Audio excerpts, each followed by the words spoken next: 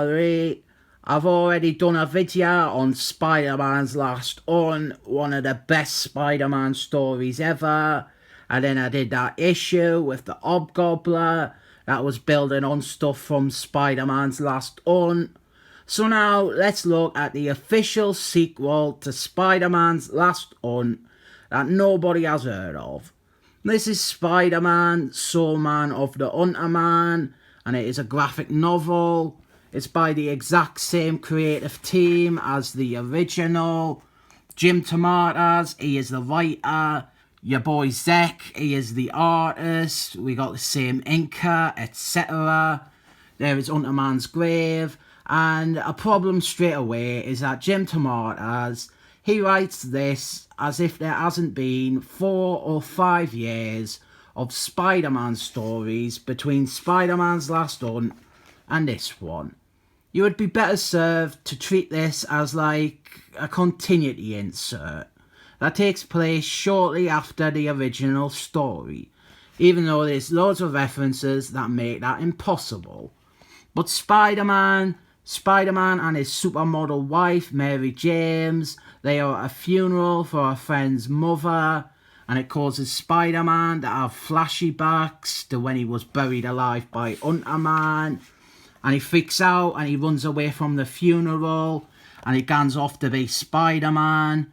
The idea is that Spider-Man, he is still suffering from post-traumatic stress from the whole thing.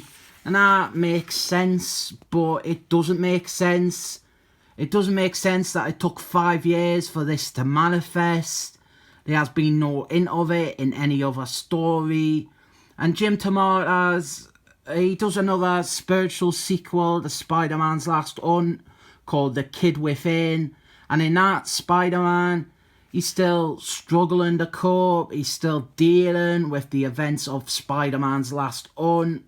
But Spider-Man, he only seems to be suffering from any prolonged effect in stories by Jim DeMatteis. Here, he tries to save a kid who was falling down a hole, but he has the flashbacks again to being buried alive, and he freaks out and runs away, probably scaring these children for life. So he goes back to the funeral, and then later on at home, he gets to act like a Tom Queen character and be all mentally broken and sad sack as his beautiful wife watches him. Regardless of all that, he still gets to have sex with his hot supermodel wife. And Spider-Man gets to have one of them dense dreams loaded with metaphor. Everyone knows I love these. Spider-Man, he's also got some guilt. Our Hunter Man killing himself. He blames himself and he thinks maybe Hunter Man faked it all. And then Hunter Man's Casper shows up. But maybe this is all a dream, or maybe it is all not a dream. Hunter Man, his soul, it wants release. He's trapped in a purgatory because he killed himself. And now only Spider-Man can make things right for him. So Spider-Man, he has got to save Hunter Man's soul so that it can pass on to the afterlife. But maybe this is all a dream, or maybe this is not all a dream. And part of the impetus for this story is because there was some pushback towards Spider-Man's Last Hunt. There were claims that it was endorsing or glamorising suicide, that it was making suicide out to be an honourable choice. And it's a bit sad, really, that the official sequel to this brilliant Spider-Man story is at its core just a public service announcement about suicide being bad. Then we have got some more moping. And I'm going to spoil the end, so that's your spoiler warning there. We later learn that Spider-Man, he is suicidal, or he's meant to be considering suicide because of the trauma. And that's not really made clear until the moment right at the end when it is just announced. And I compared this to Tom Queen and the whole mentally unbalanced PTSD superhero thing. It's pure Tom Queen, but the writing around it and the understanding of Spider-Man's core character, as well as his relationship with Mary James, they are what elevate this above something like Tom Queen's Miracle Man. And part of the thing is that Spider-Man, he doesn't actually want to help Hunter-Man. He doesn't want to forgive him or for Hunter-Man to ever find peace because of what Hunter-Man did to him. Now that does seem a bit out of character for Spider-Man, but the story knows and acknowledges that. And then the rest of the story is really just a fight between Spider-Man and a Zumba Hunter-Man. I'm not sure how this is meant to resolve anything, but Spider-Man agrees to the fight. And so we've got a fragile Spider-Man. He is fighting against a Zumba Hunter-Man, and it's more boring than it sounds.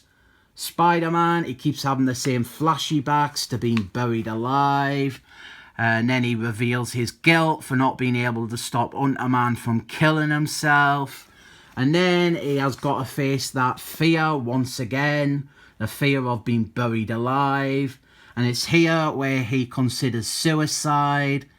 And the message of this comic is all screwy because Spider-Man, he decides, actually no, I can't die because there's still people depending on me.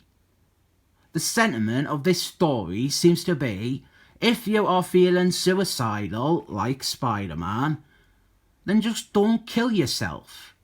And then Spider-Man, he is able to beat Zumba Hunter-Man, and then he starts quoting Trainspotting before every student had it on a poster. And then they hug because this is a proper corny piece of rubbish. There's a reason not many people talk about this, and that is because it is a needless non-story that resorts to boringly padding out the pages with tone-deaf preaching and cheesy schlock. I think this being the official sequel to such a brilliant story is disappointing.